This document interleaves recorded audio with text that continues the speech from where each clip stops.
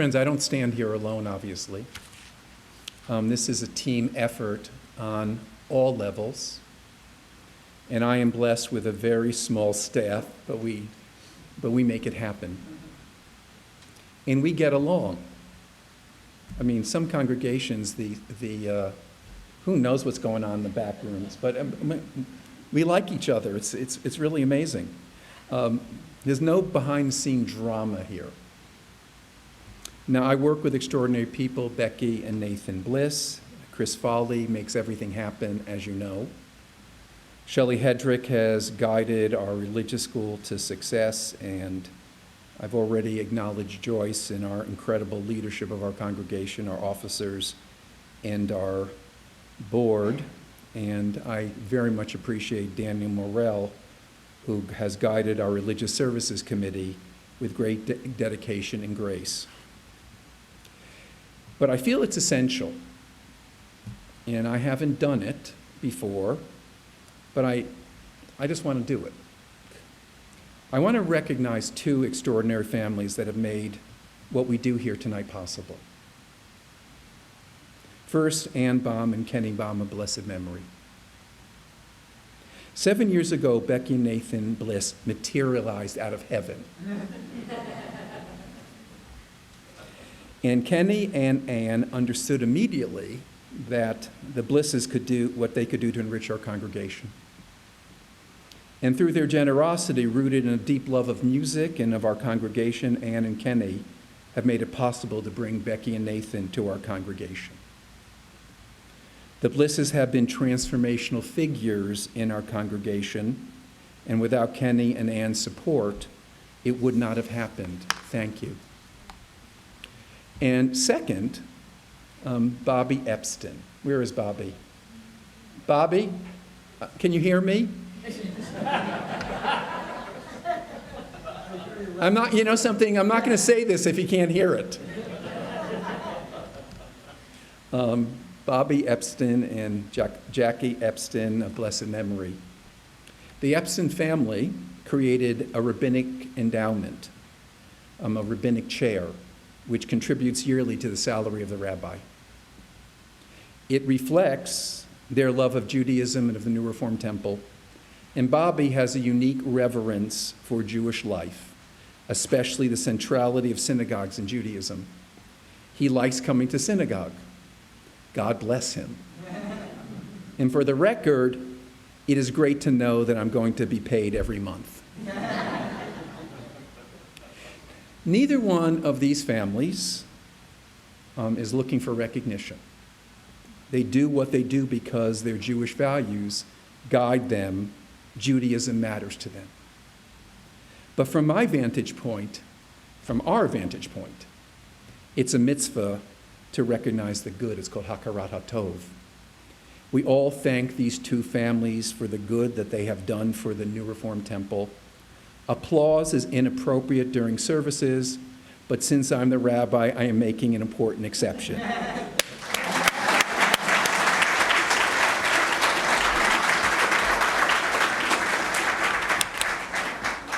Don't report me to the Central Conference of American Rabbis. I don't have any marks on my record yet. Okay. One of the names of the Jewish people is Am HaSefer, the people of the book. We are the people of the book because our central religious focus and occupation is to delve into ancient texts from centuries ago and to challenge ourselves to find relevance in those texts for our own lives.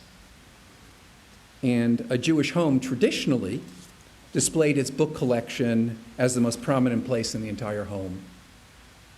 The Jews have a beautiful custom that we teach our kids early on in their education. If we drop a prayer book or Hebrew Bible or some other holy text on the floor, we must pick it up and kiss it. And relating to that, we don't place these sacred books on the floor ever. Now, it's obvious why we follow this custom. These prayer books and Bibles are holy. Books must be treated with dignity and respect. The sacredness of books, of the written word, is foundational to Jewish civilization. Friends, if you want to weaken the Jews, burn our books. In 168 BCE, Antiochus IV ordered Jewish books of the law found in Jerusalem to be rent into pieces and burned, part of the series of persecutions which led to the revolt of the Maccabees. On June 17, 1242, at the order of both the Pope and the French King Louis IX, all the known existing copies of the Talmud, the great compendium of Jewish knowledge, were burned in Paris. 24 cartloads amounted to some 12,000 volumes. That eventually effectively marked the end of Jewish life in France at that time. On May 10, 1933, university students in 34 university towns across Germany burned over 25,000 books. The works of Jewish authors like Albert Einstein and Sigmund Freud went up in flames, alongside blacklisted American authors, while students gave their Nazi salute. And Joseph Goebbels declared then, and I quote, "The era of extreme Jewish intellectualism is now at an end." The great 19th century German writer Heinrich Heine wrote these prophetic words: "Wherever they burn books, in the end, will also burn human beings." If you want to harm the Jews, burn our books. Arrest Jewish scholars who write those books. Go into synagogues and rip apart our prayer books and Hebrew Bibles. Purge the contents of university libraries, depriving us of secular learning. The experience of the Jews with book burning should caution and enrage us today. There's a war against books in our own country. It's insidious and it's dangerous. Campaigns to remove books from schools and libraries in the United States have increased dramatically in recent years. Books with these themes are the targets. Books about the LGBTQ plus experience, about racism and race. Books with sexual content of various kinds, including novels with some level of description of sexual experiences of teenagers, stories about teen pregnancy, sexual assault, and abortion, as well as informational books about puberty, sex, and relationships. Books which discuss political rights and activism, biographies, autobiographies, or memoirs. Books with characters and stories that reflect religious minorities, such as Jewish, Muslim, and other faith traditions. How widespread is it? I did a lot of investigation for my remarks this evening, and it scared the hell out of me. More than 4,000 instances involving 2,253 unique titles and affecting 182 school districts in 37 states and millions of students.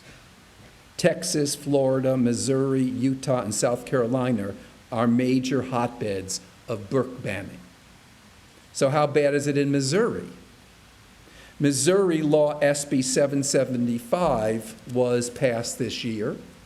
A provision in that law specifically bans any depiction or description of sexually explicit material. A special concern are any books that speak about the LGBTQ community. The statute has led to the removal of hundreds of children's books across the state and caused library workers to aggressively self-censor under the threat of incarceration. They don't want to go to jail. 297 books have been banned in some 11 Missouri schools, but book bans go beyond titles with such dangerous themes. They also include works on Leonardo da Vinci, Michelangelo, graphic novels, adaptions of classics by Shakespeare and Mark Twain, as well as the Gettysburg Address, the Pulitzer Prize winning Moss, which is an incredible cartoon kind of book about the Holocaust. It's incredible. And educational books about the Holocaust. Also banned have been comics about Batman X-Men, Watchmen, The Complete Guide to Drawing and Painting by Reader's Digest. That seems scary, doesn't it? And Women, a book of photos by Annie Leibovitz. And those of us who live in Kansas, let us not be too smug. I live in Missouri, so I'm okay. In recent years, a few of the banned books in some Kansas school districts include To Kill a Mockingbird, Handmaid's Tale, and Slaughterhouse-Five. Debates over books have become a kind of proxy in a broader culture war over the issues of LGBTQ rights, gender identity, and racial inequality. And school boards have become combat zones, with out-of-control parents modeling the dangerous political language of our country today, accusing teachers and librarians of grooming, pedophilia, and distribution of pornography. Now, let me be specific about how extreme book banning can be. And everything I have here can be documented, but this kind of takes it to a level that it's even crazy to even share it with you. Here are two books that have been banned in some communities in recent years. The Diary of a Young Girl by Anne Frank, which chronicles the tragic experience of a Jewish family in Nazi-occupied Netherlands, where the 13-year-old and her family hid until they were caught and sent to concentration camps in August 1944. And the book has been challenged numerous times for sexually explicit passages. Okay, listen. And the Alabama State Texas Book Committee called for rejecting the book because it was a real downer. Well, Anne Frank writes in 1944 about her coming of age. In the early months of that year, Anne began to notice changes in her body and emotions. She began to take an interest in sex and love. Apparently, the children of book banners don't have bodies and don't go into puberty. And it is a downer. Anne ends up dying in Auschwitz. Friends, that's history. Okay, now I'm going to lead you to the brink of insanity. If there's seatbelts, put them on. What's the dangerous book? I have it here. Charlotte's Web. In this classic tale by author E.B. White, Wilbur is a shy, I'm just telling you if you never read the story. Wilbur is a shy pig who befriends a spider called Charlotte, who is busy spinning a web in his stall.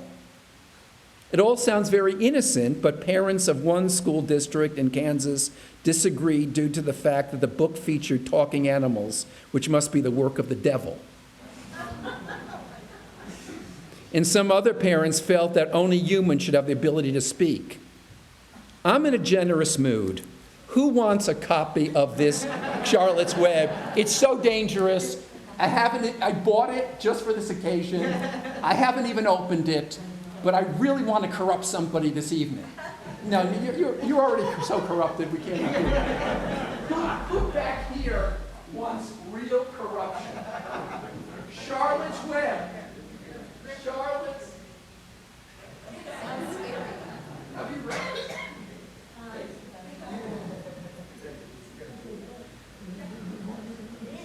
I want it known to the community I'm corrupting children.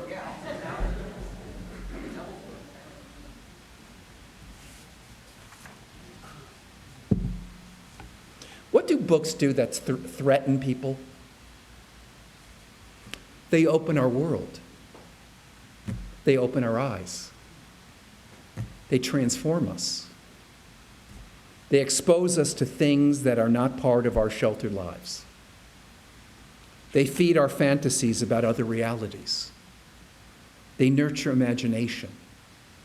They encourage a questioning mind. They anger us and disturb us for the good. The draconian approach to books violates everything that we Jews hold dear. Everything. In Judaism, if you do not read, you cannot think. If you do not read, you cannot think. Written words hold great power, and books can change readers' hearts. Many books with powerful narratives not only tell the stories of oppressed people, but also hold the mirror up to humanity, often showing us parts of ourselves we'd rather not see. They push us to make our society more just. They can alter us into more compassionate people, more sensitive citizens. Just think of one book that you have read in your life that has really touched you and changed you. I think most of us have one. Parents and politicians and wacky clergy have a right to live in their cave of literary darkness. They don't have a right to deny others the riches of our literary heritage and the challenges of new authors who want to speak about new realities of our world. And don't get me wrong, I think parents should be involved in what their kids read. But keep books on the shelf. And these book banners have an option. Tell your kids not to read the book. Monitor what they read. Or read the book with them and discuss why you have problems with it. That's the Jewish approach.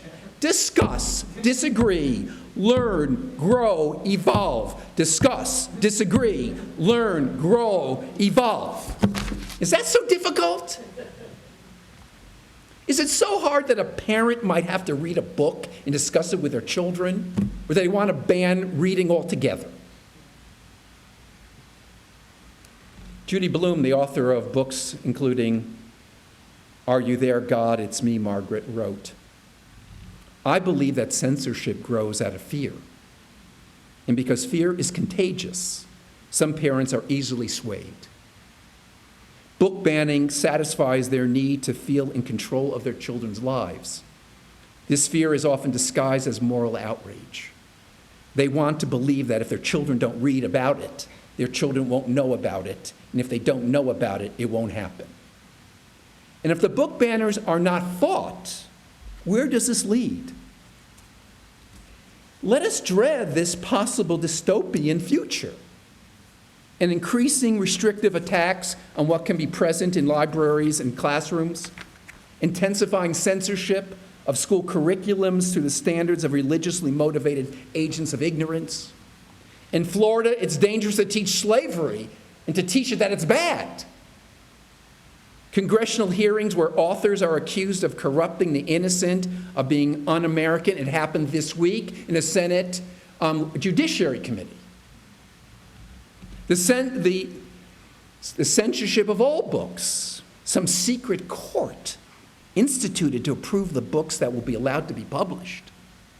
The censorship of the news media, the suppression of political speech, the persecution of writers. This is not my paranoia. It appears that it could be heading in this direction. And don't think book burning is beyond the wildest imagination. True story. A year ago, the Tennessee State House passed a bill requiring public school librarians to submit all book titles for approval. And a lawmaker who authored the bill was asked, what should be done with the books removed from the shelves? I would burn them, he said. The book burners are back, and we Jews should tremble. All people committed to free thought and free expression must wake up and smell the coffee. We all need to recognize this for what it is, an attack on freedom, an attack on democracy. And we know as Jews how catastrophic that can be for any society. So where do we go from here? We cannot accept school boards that are dominated by book banners. We cannot allow book banners inspired by religious extremism to control our state legislatures. We can vote and advocate and protest, and we can shout. Here is an example. At every presidential debate, here is my question that will never be asked. Do you endorse states and localities' banning of books that are found offensive to some?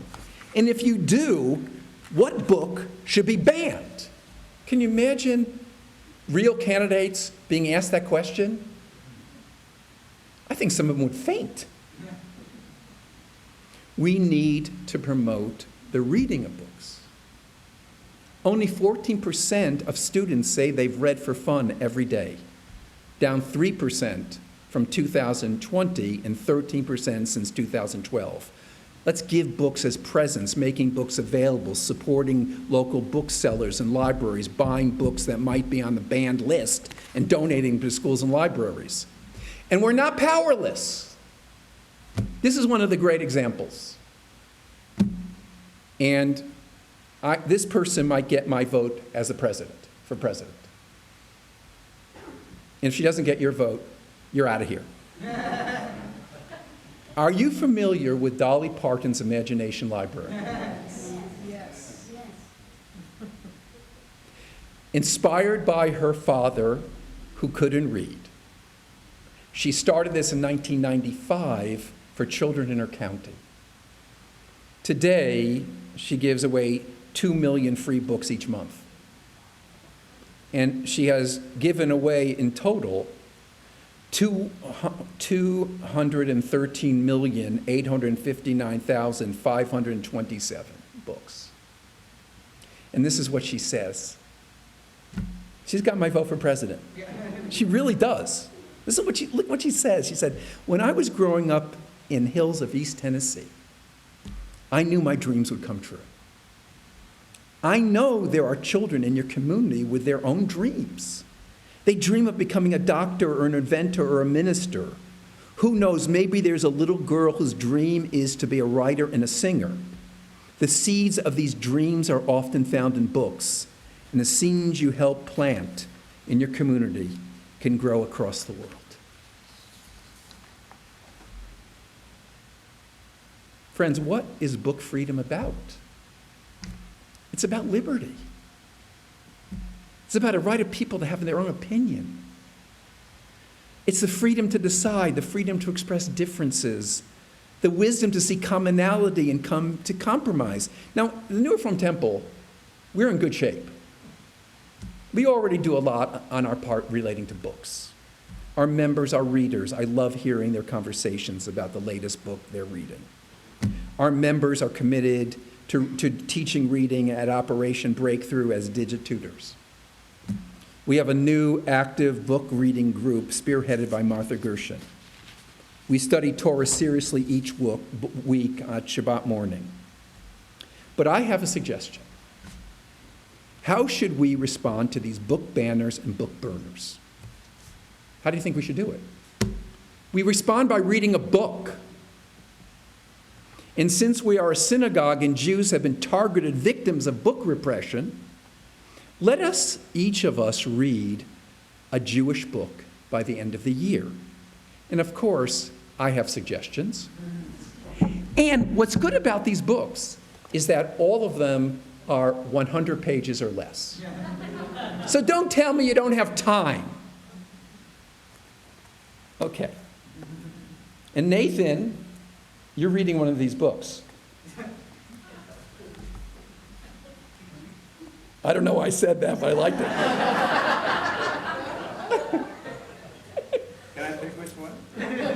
No, you have no choice. I'll make the choice for you. Okay. First of all, why be Jewish? 93 pages. David Wolpe addresses all who seek to understand the essence of Judaism. The Way of Man, according to the teaching of Hasidim by Martin Buber. Really incredibly wonderful book.